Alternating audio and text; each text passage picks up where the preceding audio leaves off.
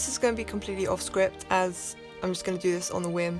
I've not written a script for this. I just want to say all my thoughts so I can just talk about the show basically. What was it? The finale finished not last Friday, but the Friday before that, on the 5th, I think. So obviously I've had like a couple of days, I guess, to let my thoughts like marinate and really think about it. Because believe it or not, I'm a massive Marvel fan. I've been a massive fan of Marvel, well, since I was young, but I didn't really get into it, like become a full-on stan, let's say, until like 2017 when Guardians of the Galaxy 2 came out. You know, this show is a massive thing for me. I think, obviously, with it being like the first proper new Marvel thing coming out since Far From Home, which ended Phase 3 and ended the Infinity Saga. With the, Comic-Con back in 2019 when all these TV shows were announced, this wasn't one I was like hyped for. I was more hyped for the Loki TV show and obviously the Falcon and Winter Soldier, which is coming out this Friday, so excited for that. But Wandavision wasn't a show that was really on my spectrum to be excited to watch. I feel like Wanda and Vision really weren't as developed as they could be so far in the MCU. I think, yes, they are good characters, and I think they do have depth to them, mainly Wanda, with her losing her parents, losing her brother, and even losing Vision. As we know, she has so much trauma, and I think. So, obviously, my expectations weren't that high for this, because, again, I didn't know what to expect. And obviously, these weren't characters that were massively favorited in the MCU so far. But I think putting the show first is one of the best decisions Marvel could make. It was a breath of fresh air. It was so nice to see this completely different concept. First of all, it being a TV show that really links to the MCU. Obviously not just like something like Jessica Jones or Daredevil, which I wish we could see in the MCU, but obviously we probably won't. But it being the first like proper TV show in Disney Plus, it means you could do so much more with it. You can really think about the story you want to present. You don't have to cram it into like a 2.5-hour film. Obviously for the first like couple of episodes, like the first 6 episodes, is mainly kind of set in these different era sitcoms, first being 50s, 60s, you've got 70s, skips the 90s or something, no 80s, then it skips to the noughties, you completely missed the 90s somehow, and then obviously 2010s, and that aspect was so cool. I love seeing that type of different, I guess you could argue, genres in the MCU, because they've never done it before, and it was fun, it was whimsical, and you got to see Wanda and Vision in a completely different light, and that's what made them so endearing and lovable characters, was just seeing this really cool, fun, sweet family dynamic. It basically takes them out of what we know from the MCU, put them in something else. It's like, this is what they would do if they lived a normal life or wanted to. Different sitcoms to, you know, add to the comedy of it and add to the whimsical nature as well. The first and second episode were released at the same time. I think that was good because it lets people really know what they're here for, and I think both the 50s and 60s episode was so much fun because whilst yes it was mainly the sitcom styles, you had little moments of uncanniness and little moments of what is really happening right now. Are they living in a different world? What, you know, is this Wanda controlling everything? I mean, we kind of get that alluded to us at the end of episode 2 with a B-man and coming out of the sewer and Wanda saying no and just reversing everything back. But I like how they didn't make it too obvious at first and just also kind of let us enjoy this very fun and enduring family life that they had. Wanda's character was just so fun. You know, she was just enjoying her life for most of it. She was so caring, and I really believed her and Vision's relationship. Like, before this show, I was like, it just came out of nowhere and just, you know, was alluded to in Civil War, and suddenly in Infinity War it was there, so we really didn't get that much of development. But this show really just showed how much they do care for each other and understand each other. We see that later on in the penultimate episode, where we see Wanda's flashbacks as well. That was a part I really loved as well. But I just love how you get to understand the relationship. My favourite part being the talent show. The talent show was really funny just because Paul Bettany was so funny. His performance throughout the show was so good, but he really stood out to me in this performance as well.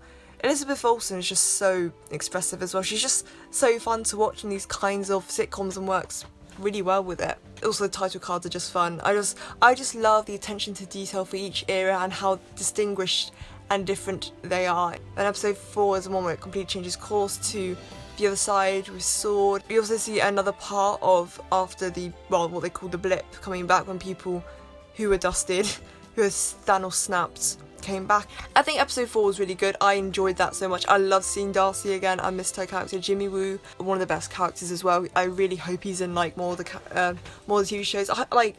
One of my hopes for the Falcon and Winter Soldier is that I really hope they do kind of cross over with this a bit, like whether that be Monica showing up or Jimmy or Darcy showing up, or just even a mention of it. I think that's good. Again, we already know that these are singular pieces of work on their own, but they're still part of this bigger universe, as we know. Another thing I loved about this show was the use of kind of like shots and ratios and how it differed from each sitcom era. Like in the 1950s, 60s, 70s, had that kind of like, you know, square ratio, because obviously the TVs back then weren't widescreen, so it'd be square. But once the scene started coming back to reality, you see how the ratio goes back to that movie style. Another standout character to me was obviously Agatha, also known as Agnes at the start. She was just so funny. It's just because the fact that you knew that, like, she knew Wanda and Vision were, like, magic or had powers, but just played along with it.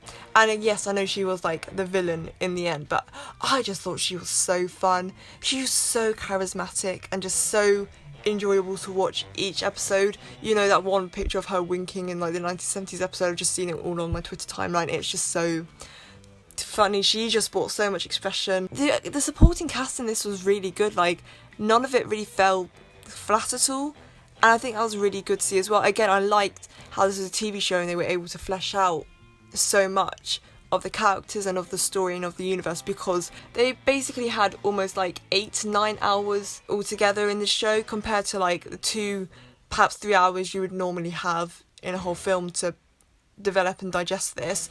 They had a whole 9 episode series. They used that really well. And obviously one thing I want to talk about is the Quicksilver gag that happened. I was so shocked when that happened, because I was like, well, you know, what's going on? Is it actually Evan Peters' Quicksilver from the X-Men universe? Is it just a cameo, just a little fun thing? Honestly, when it came to the finale is big, obviously, because you don't know what's happening. People like Doctor Strange is going to show up. We don't know if Loki's going to show up. We don't know who's going to show up. Perhaps it's going to be like, you know, we might get end credit scene to do with the Falcon Winter Soldier. There's a lot of theories, obviously. You know, there might be Mephisto, that character. There might be I don't know, there's another guy that like kills Wanda and Vision's babies. Oh yeah, the children are really good as well. Those child actors are really good. Billy and Tommy. Yeah, I love that addition. But I think if you knew those children weren't real. I know, like, I'm going through like a lot of positives right now. It's just because, for me, I did really enjoy the show a lot, definitely through in all fairness, I've only actually watched it once, so I haven't returned to it yet, just because, I don't know, I just feel like I already got so much from the first few. It just gave me what I need, so maybe I'll return to it when I'm done with my A-levels, which are like taking up all my life right now. The main things I just basically liked about the show was the characters were really fleshed out and really done well. I liked Agatha as the villain in the end. I think obviously that wasn't so much a surprise because it's kind of alluded to, but I still think that it was such a good job to make her the villain. The sitcom idea was absolutely amazing, so much fun just to watch, and just so enjoyable. It's nice to see this kind of like light-hearted little whimsy, fun aspect of the MCU that we don't normally see, and I like seeing that as well. The characters really made this show, and it was really good. Now, going on to some negative things, again, I can't really think of that much to say negative about, because I did enjoy it. I think I would say that I think it might have lost its momentum a bit once we got to the latter episodes, just because it could have seemed a bit predictable, or there wasn't as much payoff as you would expect. But at the same time, that's due down to how much theorising a lot of the MCU fans do and like predicting, oh, this is going to happen, when it doesn't. It's just that disappointment of not getting it. Another thing I wasn't really a big fan of was like how long the credits were at the end, just because you would see it's like this episode be like 40 minutes. And I was like, yeah, but like 7 of those minutes are taken up by credits, so it's basically like a 33-minute episode. You're kind of like, Hayward? I mean, I understood his role, but him being a villain was kind of predictable, but also just kind of did nothing. I think Agatha in herself was a fine villain, and even Wanda acting as probably the antagonist or the quote-unquote villain to everyone else worked well. Like, Hayworth, well, I can't remember his name, but you know, the sword big guy, whatever. Whilst, yeah, I understand why he's there, it just didn't make an impact, and that didn't understand. Also, I wish we kind of had a better ending in terms of, like, I want to see what Monica did, I want to see where Jimmy went, where Darcy went.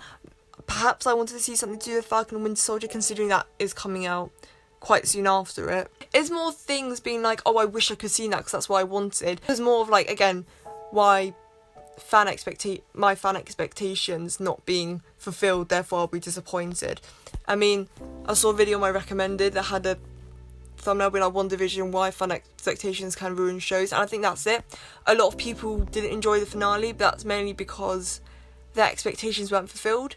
And obviously, yeah, you're allowed to be disappointed, but it's also kind of like, you kind of balls up on yourself if you're not paying yourself that it couldn't happen. I think it was, in the end, like, I did enjoy it though. It was a fun TV show in the end to watch. Again, for the future of Marvel, I really don't know what this means. I think obviously with now Wanda being the Scarlet Witch given this book, and the kind of end credits suggesting when she's, you know, kind of like almost in that Doctor Strange mode, she hears her son's voices, that feels like it's from another universe, and she's trying to figure out how to go into different universes to find this again, basically. I'm not sure if I actually see Vision again though. I really hope we see Vision again, because Vision is like such an interesting character when you think about it. He's just a nice character as well. Also, White Vision kind of confused me because I'm like, where did they get that from? It just seems like there was no build up to it, so I was kind of like, okay, you know, he's not going to last that long. I'm just going to put my final thoughts out now. I don't know how much I said, but I've said quite a lot. I think this was a strong start for Marvel. I think, yes, whilst I feel like I think the ending could have been a bit better, but at the same time what we got was still strong. I think it still sets up a lot, and yeah, I think this was a really good start to Phase 4. I'm so excited for the Falcon Winter Soldier, because the Falcon and the Winter Soldier are some of my favourite characters in the MCU. I mean, the whole Captain America trilogy is my favourite trilogy out of the three main characters, and obviously Sam and Bucky are really prominent in those films. And I just, oh my god, Anthony and Sebastian's dynamic is so funny. You just need to watch them in interviews of, like, you know, Civil War, Infinity War. They are absolutely hilarious with each other. Basically, I liked WandaVision.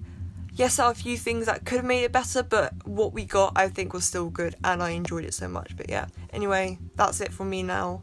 I'll be back soon with probably another monthly phase video, even though I'm trying to work on this 2-part series on BTS's Map of the Soul album.